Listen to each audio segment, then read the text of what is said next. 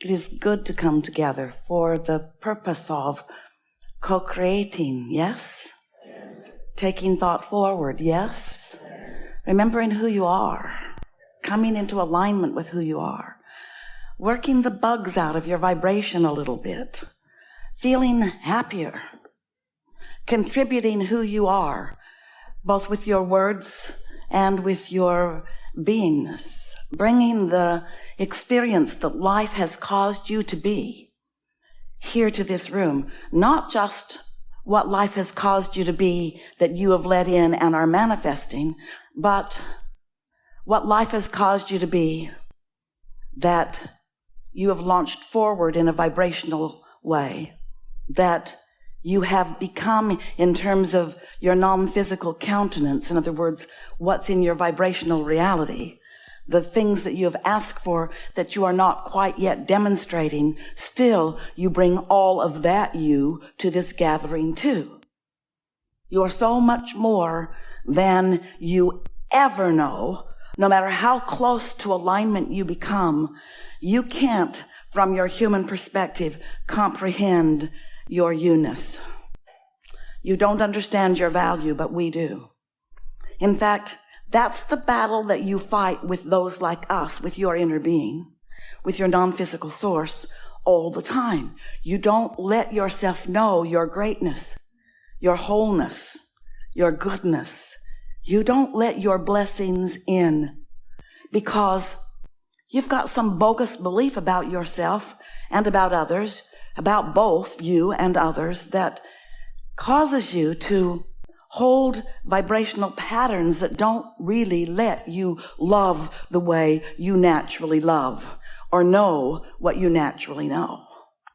And that's really the greatest value that we see in these interactions, because as you come willing to play with us, willing to listen to us, both with your ears but with your vibrational beingness, you come closer in these hours that we are together to your true vibrational resonance than you do at any other time other than when you're sleeping or meditating or loving someone with all of your heart. Sometimes when you let your guard down, you love the way you naturally love. And oh, does that ever feel good to you when you do it? But mostly, and we love you so much, you've got yourself blocked off from who you are. And that's why you feel insecure or unsteady. That's why your heart hurts sometimes. That's why you get your feelings hurt. That's why someone, maybe not even deliberately wanting to hurt your feelings, can deliver a piece of information to you that hurts your feelings. They mean well when they tell you you've got spinach between your teeth, but it never feels good. It never feels good for someone to find some flaw in you and point it out to you for your own good. If you are doing something for someone's own good, you have trained yourself into love so that it's easy for you to love, and you love mostly, and when you see them, you love. You don't look for reasons not to. You don't try to justify your insecurity by trying to tear someone else down. You look for reasons to uplift. That's who you naturally are. That's who you are.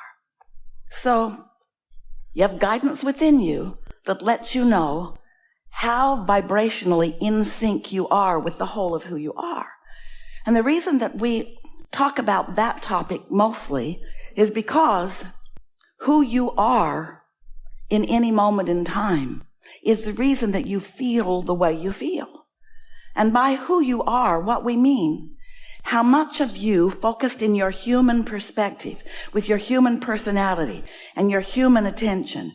We're saying this fantastic part of you that has come forth to focus into this time and place in order to create. As you look around, you're not the only part of you who's looking around. And you're not the only part of you who is noticing things.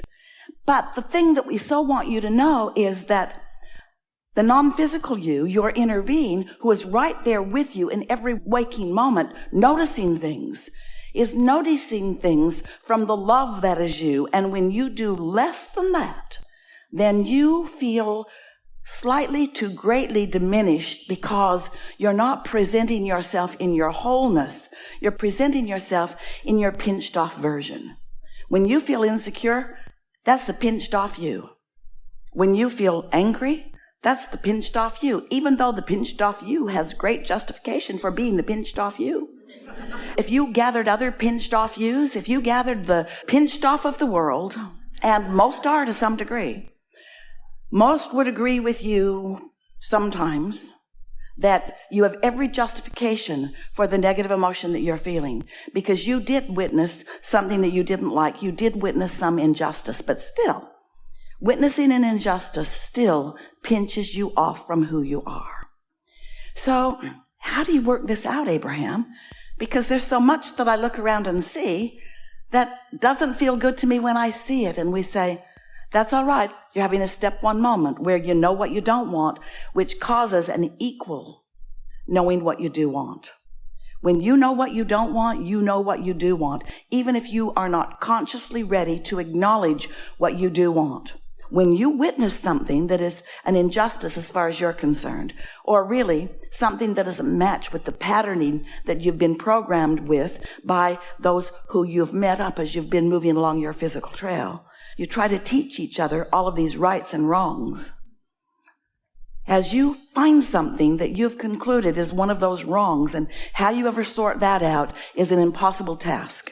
And we give you a whole lot of credit for constantly trying to segregate this world into rights and wrongs and goods and bads, because you came as a body of consciousness knowing that you would experience so much diversity and so much contrast and so much variety that only with all of that variety and contrast could you, as a very powerful and deliberate creator, could you ever come to any conclusions about what you prefer.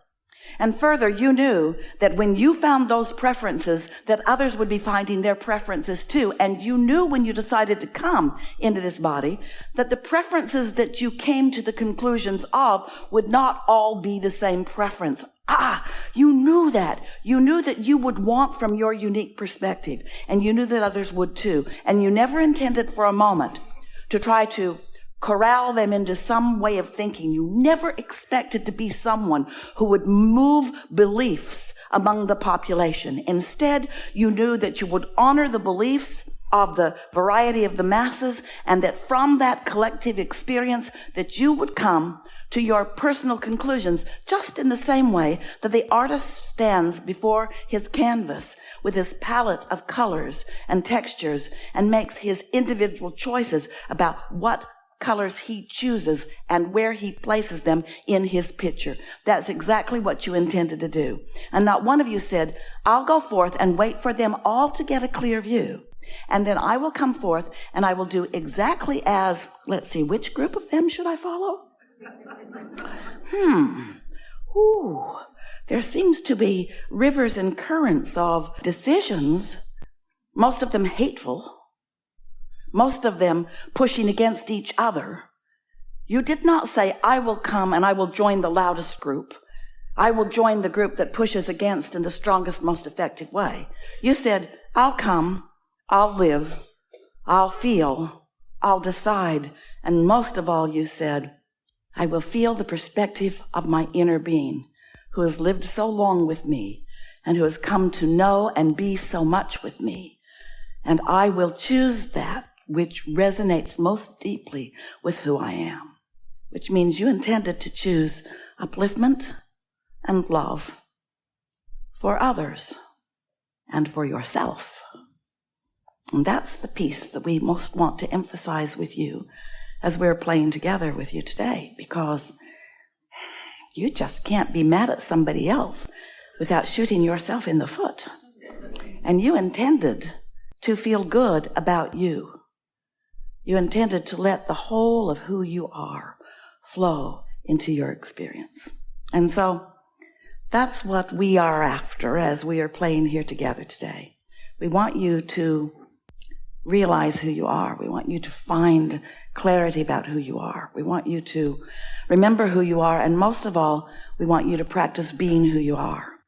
Have you been listening to us for a while? You've been reading and listening. and knowing and measuring your newfound understanding against your own magnificent life experience. And so we know that you have a strong basis of understanding. And even if you are relatively new here, you'll catch on fast, because this is not a difficult thing to know. And because your inner being already knows it and has been guiding you toward knowing it. And so much of what you hear here today, you will feel resonance with. You will feel a familiarity about it, because it's truly what you know to be.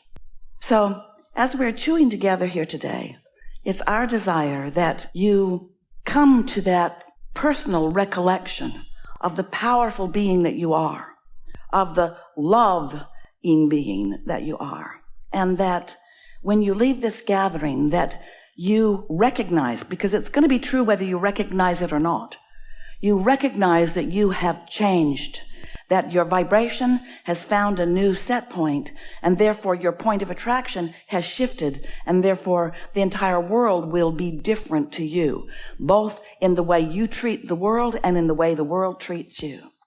Because when you come into the resonance of the power of who you are, there's a leverage of alignment, there's a leverage of well-being, there's a leverage of clarity and stamina and flexibility and knowledge that you just can't find without aligning with the whole of who you are. We are eager to talk with you about anything that matters to you. Do not worry about us.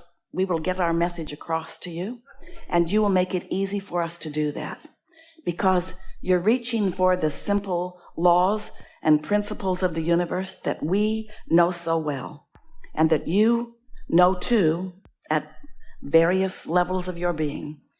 And they're going to come to the forefront today in a way that makes you understand how you fit into all of this. The most important thing that we desire as a result of our co-creating in this way is your discovering of a steady resonance with who you are. And the way that that will demonstrate itself to you right away is in what we want to call your satisfaction in life factor, your satisfaction factor. Because when you find a moment in time in which you are experiencing and knowing that you're experiencing utter satisfaction, then you are in complete alignment with who you are. And even more important than understanding that, you are in a place where you're in control of which way you lean in terms of your alignment with your broader self or your resistance to your alignment with your broader self. That's the only thing that we really care that you understand as a result of our playing with you. Because everything else is working out for you. You came here just like you meant to. And you are an extension of source energy just like you meant to. And your inner being is all over you, knowing you, loving you, helping you, supporting you, guiding you, knowing you, loving you, helping you, guiding you, and supporting you. But only when you feel utterly satisfied, or some degree of it, all the way up to that ecstasy and love and appreciation that you feel sometimes. Only when you are in that vibration of satisfaction, which means the vibration of utterly no resistance, only then do you really allow yourself to be who you really are and who you intend to be all day, every day. We want you to know that you can indeed live happily ever after. And by that, we don't just mean have a goal and then attain it and be happy for the afternoon. We mean happily ever after. We mean happily always after. We mean happily now, happy now, happy now, happy now, happy now, happy now, happy now. But what about that stuff that's going on, Abraham? That doesn't make me happy. Why are you looking at it? Well, because you said step one matters. We did. Step one does matter. Just don't make a lifetime career of it.